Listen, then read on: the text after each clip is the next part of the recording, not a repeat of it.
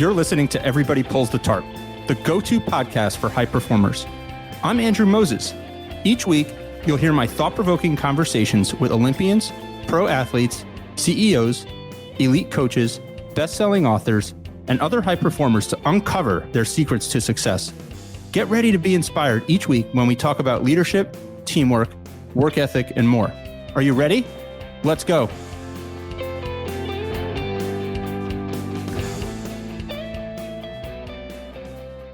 This week, I'm excited to welcome Fordham University men's basketball head coach and 2023 Atlantic 10 Coach of the Year, Keith Urgo, back to Everybody Pulls the Tarp. For those of you who've been listening to this show for a few years, you may remember my first conversation with Keith back in May of 2020. At the time, Keith was the associate head coach at Penn State, and since then, a lot has happened in his career. In 2022, Keith was named the head coach at Fordham, landing a head coaching job for the first time after years as an assistant. And Keith didn't waste any time getting started. In his first year as a head coach, he led Fordham to a 25-8 record, Fordham's best season in over 30 years. For his efforts, Keith was named the 2023 Atlantic 10 Coach of the Year and the winner of the 2023 Joe B. Hall Award as the top first-year head coach in the United States. Perhaps even more remarkable, Keith, together with his staff, players, and the entire Fordham athletics department, totally reshaped the narrative around the program and awakened a passionate fan base that looked on the surface like it had lost interest in Fordham basketball. Fordham's historic Rose Hill Arena went from an often quiet, near-empty building to a packed house with ticket lines snaking around campus and one of the loudest, most passionate student sections in the entire country. Well, how'd he do it? Keith and I recently caught up again, and I asked him all about it.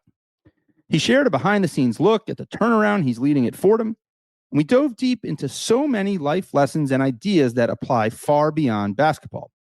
In our conversation, you'll hear actionable lessons that will help you become a better leader, energize communities around a common cause, and so much more. Most importantly, I hope my conversation with Keith is a building block that helps you transform the organizations, teams, and communities that you love into the very best version of themselves. This conversation is jam-packed, and I can't wait for you to hear it. So, let's pull the tarp and get straight to Keith Urgo. Welcome to Everybody Pulls the Tarp, Keith. It's a great day to be a Ram. Thank you, Andrew, for having me back. I'm honored to be a guest yet again. So wonderful to see how much Everybody Pulls the Tarp has grown. It's not a surprise to most people who know you, your work ethic. So it's a privilege to be back on. So thank you so much for having me. Keith, it's an honor to have you here. Always great to chat with you. And our last conversation, I was reflecting on it a bit. It was May of 2020. You were still at Penn State. It was in the heart of the COVID-19 pandemic and all the unknowns and uncertainty. And so much has happened, obviously, in the world, but in your career since then. You've gone on to Fordham University. You were named head basketball coach at Fordham in April of 2022. And you have about as good of a first season as a head coach at a program, or just in general as a head coach for you at the Division I level, that anybody could have. So I want to ask you, what were some of the things you did early on at Fordham when you were named head coach that you credit with setting the foundation for such a fast start? You know what, Andrew? I was fortunate, honestly, because most head coaches take over programs for the first time when the program's kind of at the bottom or something, some coaches assistant coaches get to take over a program when a coach retires. For me, I was fortunate because I was at Fordham for a year with Kyle Neptune, where we kind of set the foundation. Kyle and I had worked under Jay Wright at Villanova. We have very similar ideals. We knew together how we wanted to build something.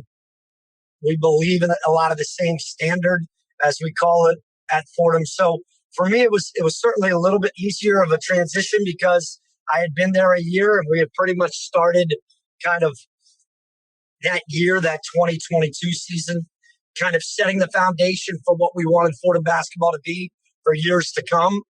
So when I did take over, the first thing I needed to do, obviously, was retain our staff, which I was fortunate enough to do.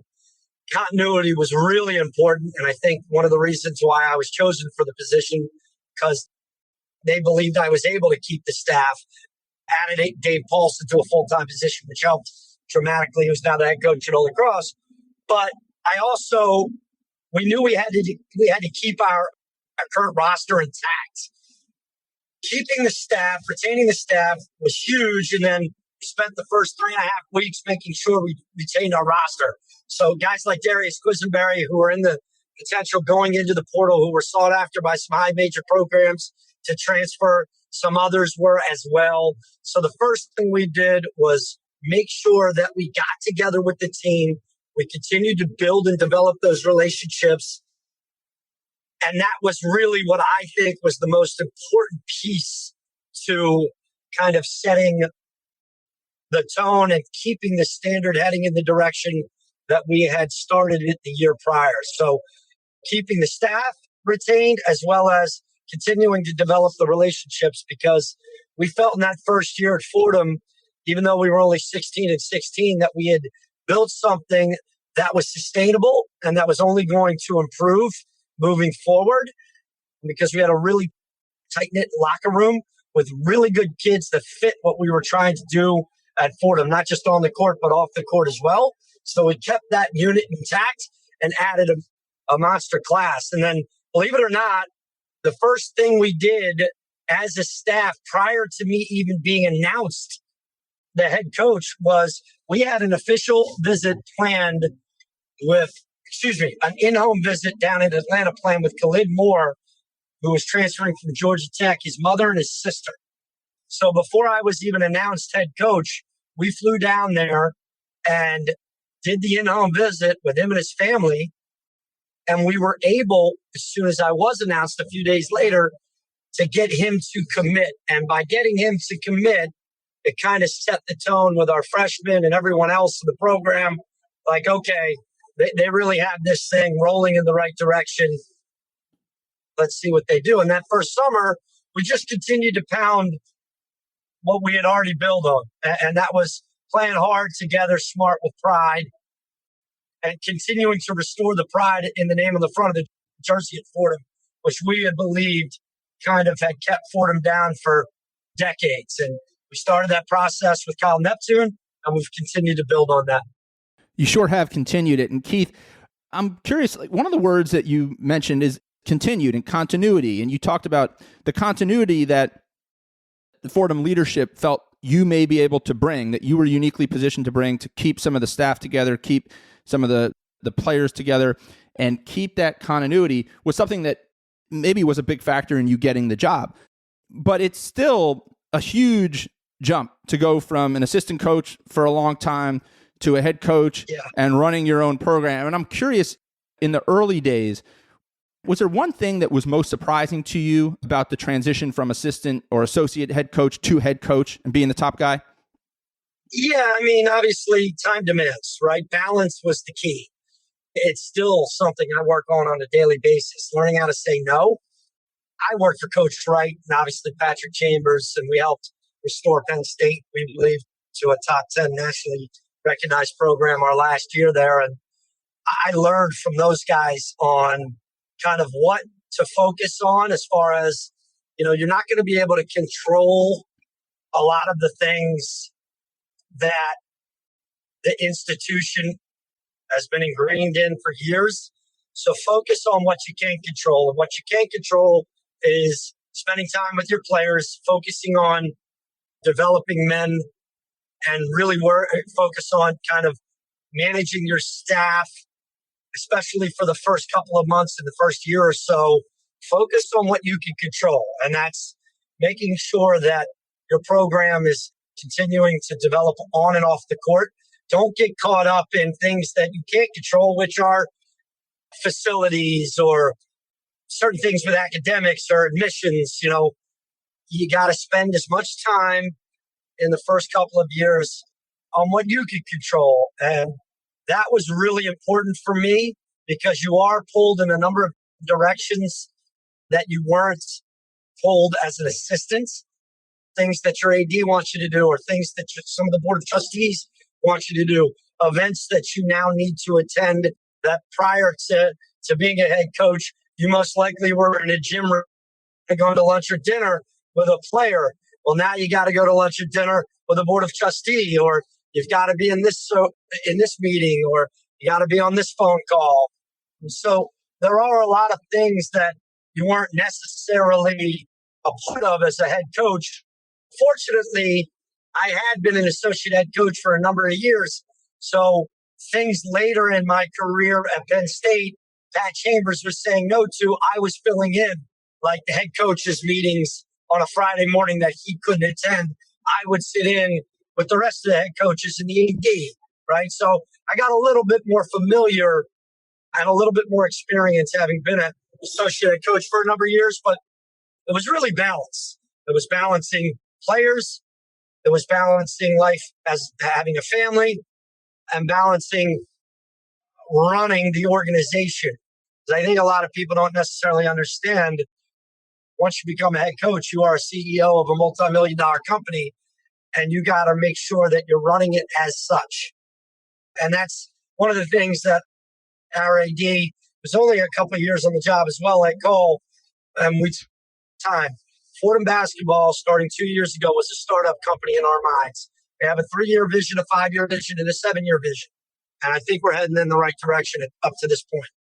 You are surely heading in the right direction. I had a chance to get my eyes on your squad, as you know, live and in person. And while that wasn't a great night for your team, the team is trajectory up, no question. Keith, you talked about a lot of things there off the court, outside the lines, as people would say. Take me into like the in-game experience for you as a coach. Was there a point in your first season as head coach where you started to feel a little bit more comfortable and a little bit more steady in terms of the role during the game? Yeah, I mean, obviously, the more you do anything, the more comfortable you're going to get. Again, I worked for some great folks, and you had mentioned earlier, I had been an assistant for a long time, and working for Patrick Chambers and Coach Wright, they do give you a lot of autonomy as an assistant coach. And, so I used to run some practices for us at Penn State. I used to have the clipboard in my hand and run through timeouts. But as much as you do that in practice, you can never really prepare for when the lights are actually turned on and it's game time. So fortunately, I have a tremendous staff, guys who I trust and rely on a lot. Last year, having Dave Paulson by my side, who was a head coach for over 30 years, certainly helped a tremendous amount early on and allowed me to gain my confidence. But there probably wasn't one moment. I mean, I don't know what game it was specifically, but I did get a technical foul. I was given a tech for something actually a lot less egregious than I probably deserved throughout the season. But it did teach me a little bit more to take a few deep breaths, calm down, and focus more on what you can control on the court, and don't allow your emotions to get involved.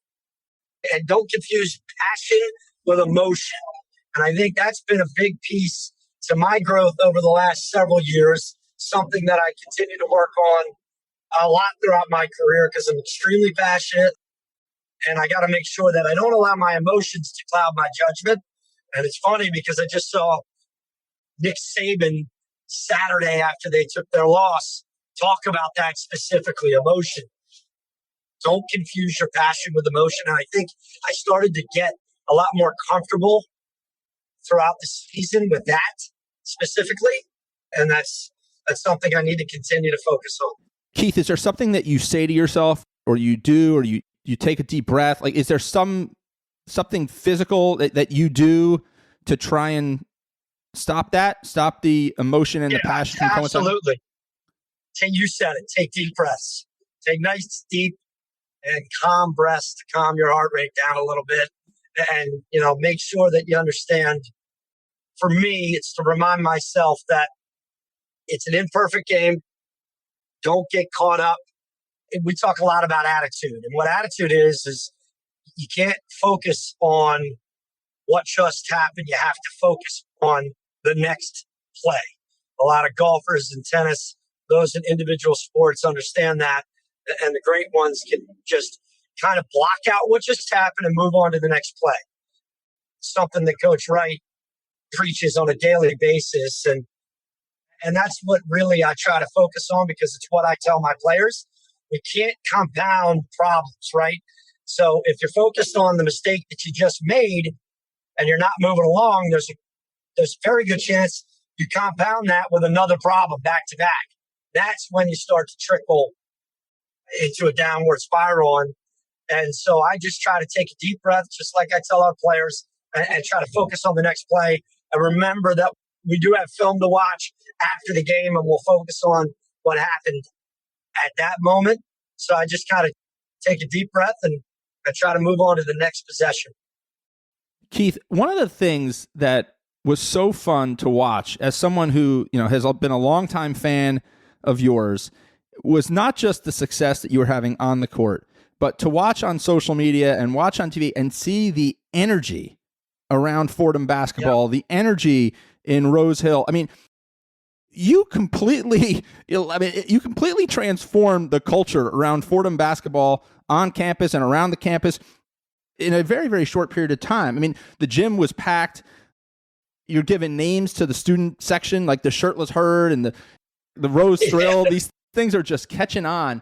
And I'm watching this unfold on social media.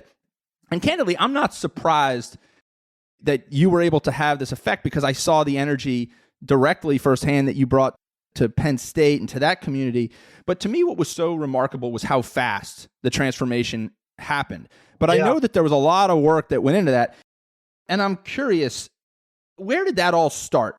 How did you go about changing the culture and the energy? Because Fordham basketball was not something that a lot of people cared about for a long time, both in the Fordham community and outside. And now it's become must-see action, must-see TV. Well, fortunately, we have the resources provided now, and the administration and members of the Board of Trustees. And obviously, Ed Cole, the AD, and I have become extremely close. And there's resources and passion and pride being poured into Fordham athletics. You saw it just Saturday night when Joe Conlon of the football program were able to knock off Buffalo. And, there is a lot of pride. There is a lot of alumni that take a lot of pride in Fordham and Fordham athletics. And my father went to Fordham, played basketball there in 1954, graduate in 1959, and law school graduate in 1962. So Fordham is not just some place to me, not just some stepping stone. It's been ingrained in me and kind of my core values my entire life, the Jesuit education. I went to Gonzaga High School, Jesuit school, as a result of my father and my parents being educated by the Jesuits. I went to Fairfield University, another Jesuit institution. So Fordham is something that has been a part of my life since I can remember. And so it's not just another place to me. It's not just a basketball program. It's a way of life. It's something that I want to be a part of for a long time. There is a lot of passion on that campus. There is a lot of pride on that campus. You have the oldest on-campus arena in the history, right? So it's something really special, and people were itching to be a part of something.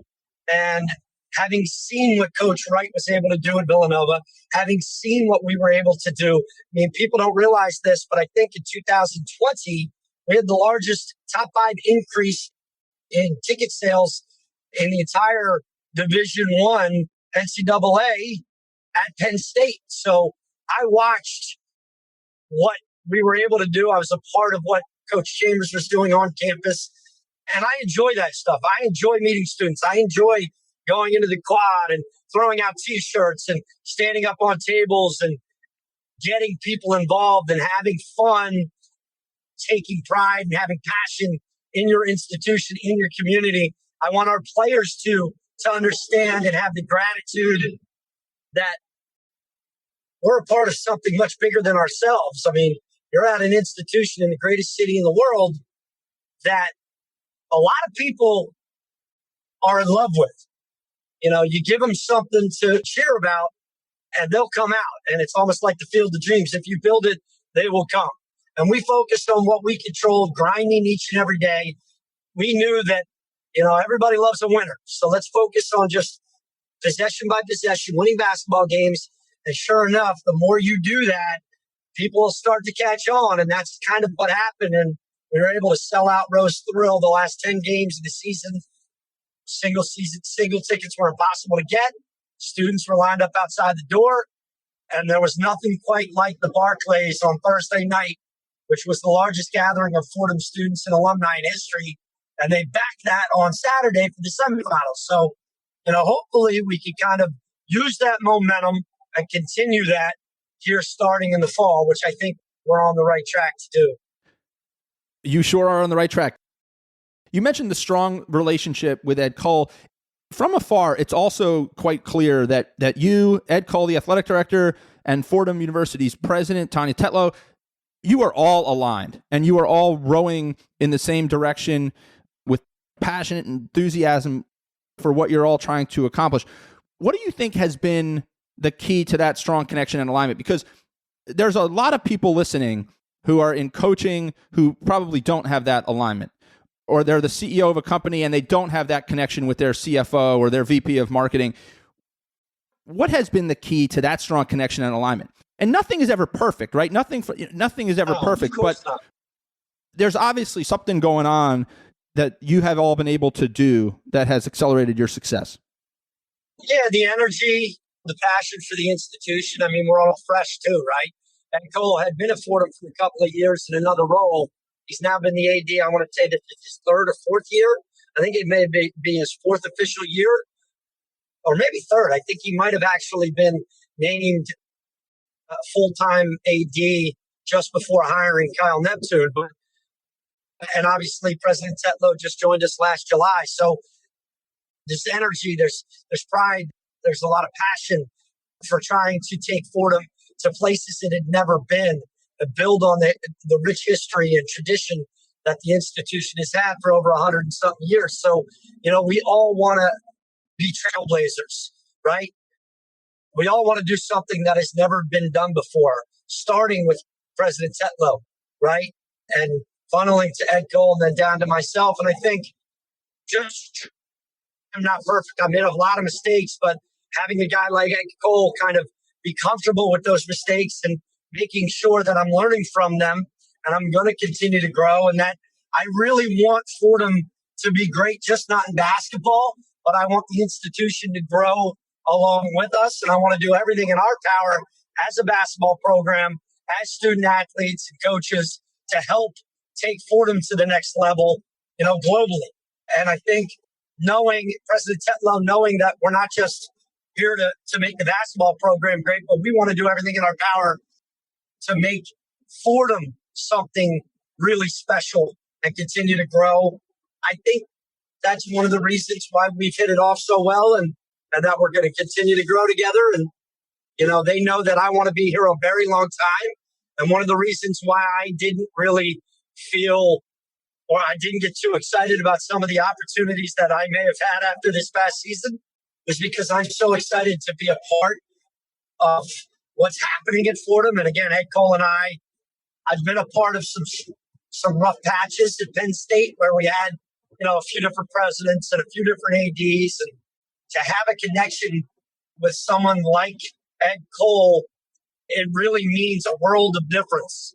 And I don't have any desire to do anything but help build something really special, just like he does. And I'm very, very fortunate to work alongside someone like him. And again, having a board of trustees that's energetic and now pushing in the same direction that we are, wants to provide resources for athletics, specifically men's and women's basketball. That's really, really important as well. I think that is where things are changing at Fordham that weren't necessarily happening prior to the last couple of years. Well, it takes all of you, right? It takes all of you, as I like to say, pulling the tarp, right? You're not just focused on men's basketball. You're focused on growing the platform for men's basketball, women's basketball, the athletic program, the broader university, the alumni community. A lot of the things Yeah. that, I got to see firsthand when we first started interacting during your time at Penn State. It's clear you are bringing to Fordham. And I'm curious, if you mentioned the word trailblazer, and you're a trailblazer. You like to do things that people don't think are possible. You like to create things that have never been created before. Where do you think, if you really have to unpack the Keith Urgo DNA, Yeah. where does that trailblazing come from?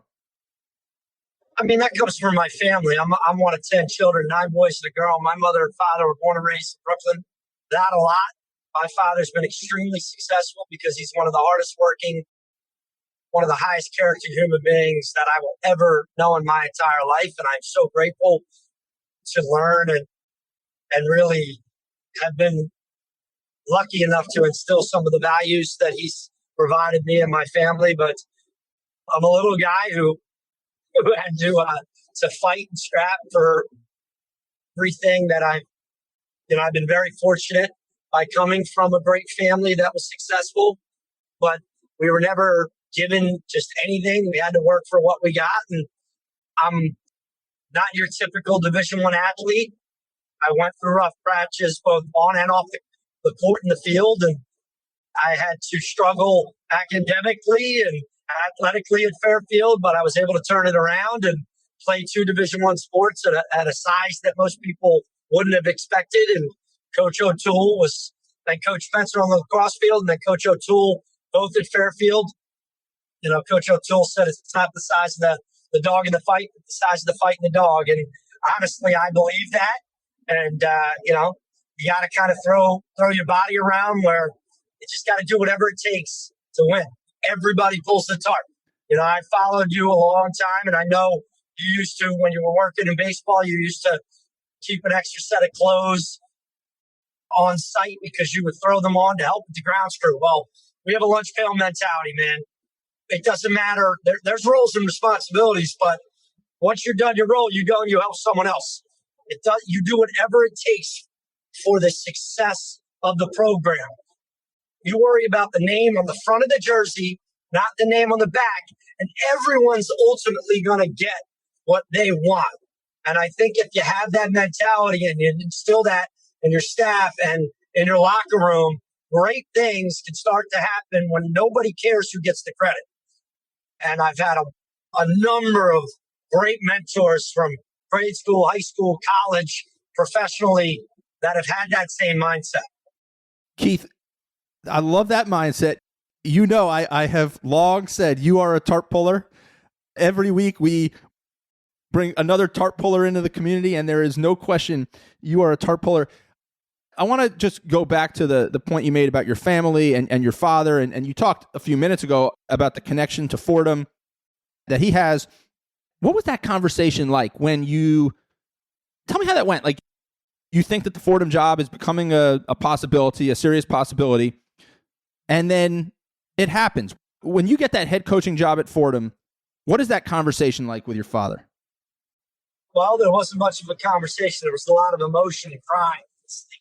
It was one of the, other than the birth of my children and obviously my marriage, it was the most proud moment I have ever had in my entire life.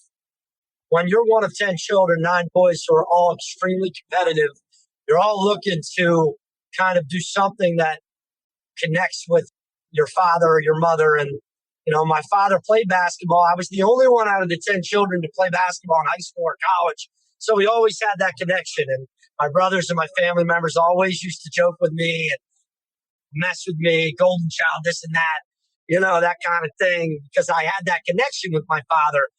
And then to all of a sudden become a head coach at my alma mater, back when I was a high school coach at Gonzaga, if you have time, I'll tell you this story. Back when I was a high school coach at Gonzaga for 4 years, thanks to Steve Turner, who's still the head coach there, I decided to take these trips every fall to these college institutions, like for a weekend, try to use my connections. Well, I also decided to go to the Final Fours to try to network, because I knew I wanted to get involved in college basketball. Well, I think it's 2000, maybe 6 or 7. I don't know the date. Georgetown was in the Final Four. It was in Atlanta, and I asked my father to meet me in Atlanta. He had never been to a Final Four. I got us tickets and we went to the Final Four together. And on our walk from the hotel to the stadium, I told him my dream is to become a Division I head coach in college basketball. And he said, look, I do whatever it takes. Your mother and I will support you.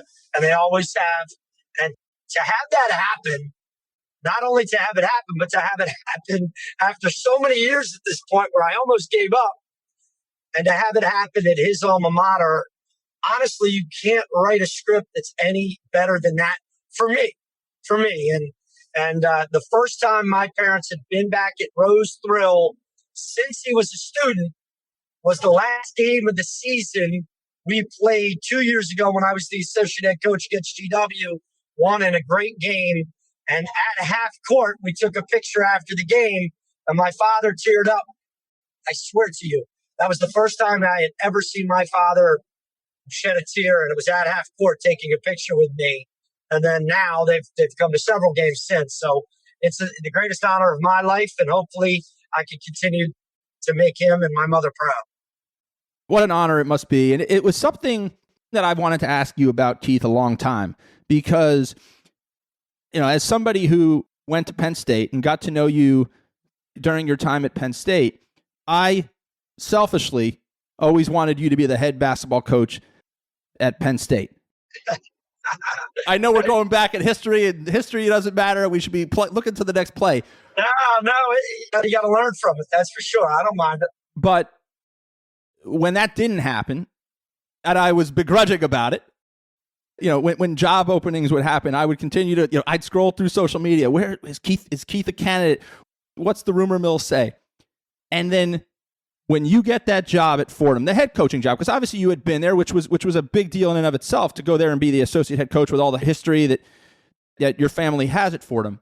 But then after all those years to get that head coaching job at Fordham University, I couldn't have imagined what it felt like for you and your family. So I'm so grateful that you took me through that story. It's something I've been wanting to ask you a long time. Thank you so much. No, it was a very emotional moment, and not something I was dead set on doing. I had some opportunities before I joined Cal Neptune.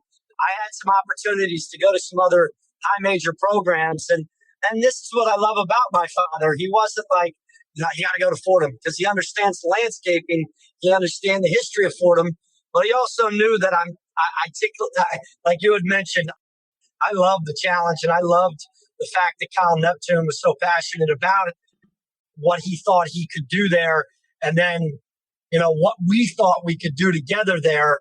And the goal was always to try to build the program. We thought it would take a little bit longer, where we could be successful. He moves on, and I slide into the head coach. That's kind of how he sold me on coming, and he, I bought it. I never imagined it would happen so quickly, but it was pretty special, and it's just kind of worked out the way that I've always dreamed of. And honestly, I was always hoping that I'd become a head coach for years, right? I always lived by the model. Everything happens for a reason. I really believe that.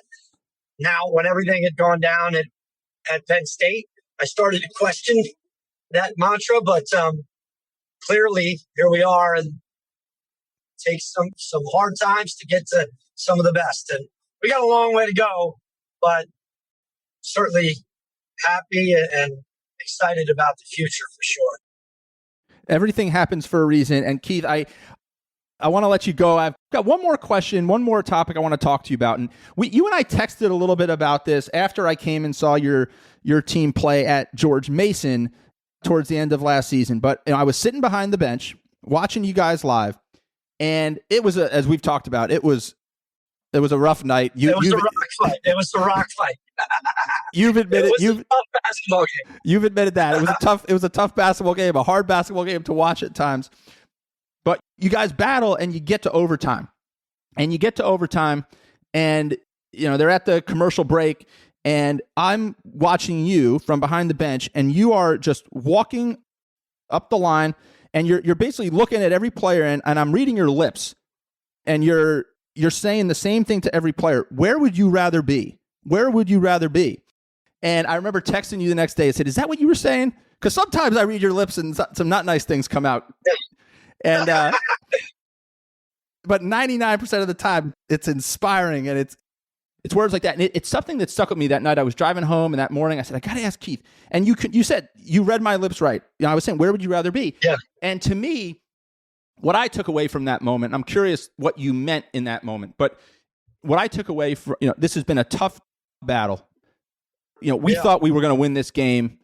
We don't feel like we should be tied right now. Like all these things, but like, where would you rather be? You're playing Division I basketball. You're going to overtime. You're competing next to your best buddies here. You've always come at things from a place of gratitude, immense gratitude. That's one of the things I've always learned and been inspired by from you. And that's kind of what I took from it. Is that, like, when you're saying that to them, is that what you're talking about? Without a doubt. I mean, people don't really understand the blood, sweat, and tears that all of these student athletes, these coaches, the families of coaches go through. It's a very, very challenging experience, but extremely rewarding at the same time. Competition is something we absolutely adore and love, but people don't comprehend the games are only 10% of the time that we spend together. All the time in the gyms or on the turf or in the track or in the weight room or kind of in the meeting room, in the film room, or out in the community doing some of the community service that we do, or, plus the classroom and traveling all over the country to recruit, or spending time away from your family in July at AAU events, or, whatever it might be, traveling back in the middle of the night from a late game and getting up early to go to class. Like, people don't comprehend the time, the energy, the sweat and tears we all put into this. And you do it all for that 2.5 hours that you get to compete between the lines. And where would you rather be? You do it for the love of it. And we embrace it. We absolutely love it. We get a chance to do it at a very high level. And it's exciting. And obviously, you get more basketball. You get extra time. Sometimes what we talk to our guys about is, and I learned this from Jay Wright and Patrick Chambers, like, you can play as hard as you possibly can, and you can do everything in your power to try to get a win. But sometimes it just doesn't happen that way, right? But that doesn't mean you didn't do everything in your power. That doesn't mean you can't look to the guy on the left or the right and say, I gave you everything I had, right? So you can't necessarily base success off of wins and losses. And that night, we took a loss, a very tough loss. But it wasn't because we didn't care. It wasn't because we didn't love one another. It wasn't because we weren't willing to do whatever it took to win. It just kind of, the ball didn't bounce our way, right? And I think having that attitude throughout our program is one of the reasons we, in our final regular season game of the year, and clinched the second place tie in the Atlantic 10 for the first time ever, was because our staff and our locker room have that attitude. Where would you rather be? Regardless of wins and losses, we're together. We're building a bond unlike any other. And we're really, really fortunate that we get to be a part of that sort of community. Where would you rather be? Well, Keith, there's no place I'd rather be than having a conversation like this with you. I can tell you that. And I could ask you questions for hours, but I know you've got a lot of things to do. And I just want to say I appreciate you.